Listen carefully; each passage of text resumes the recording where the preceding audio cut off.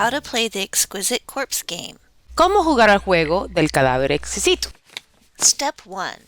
Fold a piece of paper into thirds. Paso 1. Dobla una hoja de papel en tercios. Step 2. Draw a head and neck in the top section. Paso 2. Dibuja una cabeza y un cuello en la sección superior. Extend the necklines into section 2. Extiende las líneas del cuello hasta la segunda sección. When you're done, fold the top of the section down so that only the necklines are visible and pass it to the next person. Cuando hayas terminado, dobla la sección superior hacia abajo para que solo se vea el final de las líneas del cuello y pásala a la siguiente persona.